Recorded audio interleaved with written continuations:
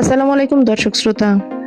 ঈদের দিন যেসব এলাকায় হতে পারে অতি ভারী বৃষ্টি, দেখুন বিস্তারিত।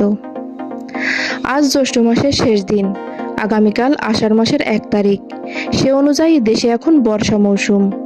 আর 3 দিন পর 17 জুন পবিত্র ঈদ উল আজহা।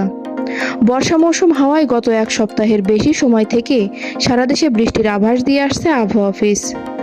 সে অনুযায়ী ঈদের দিনও দেশের বিভিন্ন জায়গায় বৃষ্টির সম্ভাবনা রয়েছে। প্রিয় দর্শক, আমার এই ভিডিওটি যদি আপনার ভালো লেগে থাকে তাহলে লাইক, কমেন্ট ও শেয়ার করতে ভুলবেন না। আর সবার আগে এমন সব গুরুত্বপূর্ণ তথ্য পেতে চাইলে আমার চ্যানেলটি অবশ্যই সাবস্ক্রাইব করে বেল আইকনটি বাজিয়ে রাখুন। ধন্যবাদ। এ বিষয়ে আবহাওয়াবিদ শাহনাজ সুলতানা বলেন, এখন মনসুন মৌসুম। সে অনুযায়ী সারা দেশে কম বেশি বৃষ্টিপাত হচ্ছে। এখন যেভাবে যাচ্ছে ঈদের দিনও সেভাবে থাকবে। সেক্ষেত্রে ঈদের দিনও বৃষ্টি হবে, এটা স্বাভাবিক। তবে অঞ্চলভেদে বৃষ্টির পরিমাণ কম বেশি হতে পারে। এক্ষেত্রে রংপুর, ময়মনসিংহ, সিলেট ও চট্টগ্রাম বিভাগে বৃষ্টির সম্ভাবনা সবচেয়ে বেশি। এই অঞ্চলগুলোতে হালকা থেকে মাঝারি বৃষ্টির সম্ভাবনা রয়েছে। তবে রংপুর, ময়মনসিংহ, সিলেট বিভাগের কোথাও কোথাও ভারী থেকে অতি ভারী বৃষ্টি হতে পারে। তিনি আরও জানান, ঢাকা বিভাগের কয়েকটি জেলায় বৃষ্টির সম্ভাবনা রয়েছে, তবে তা সামান্য পরিমাণে হতে পারে।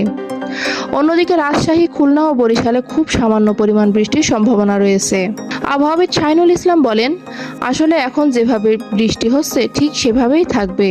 খুব বেশি পরিবর্তন হবে না, তবে কাল আরও স্পষ্ট বলা যাবে। ঈদের দিন তাপমাত্রা নিয়ে বলেন, যে অঞ্চলে বৃষ্টির সম্ভাবনা কম সে জায়গায় তাপপ্রবাহ থাকবে। সে অনুযায়ী খুলনা, বরিশাল, রাজশাহীতে তাপপ্রবাহ থাকার সম্ভাবনা রয়েছে। তবে ঈদের পর থেকে সারা দেশে বৃষ্টির প্রবণতা বাড়বে বলেও জানান আবহাওয়াবিদ শাহিনুল ইসলাম।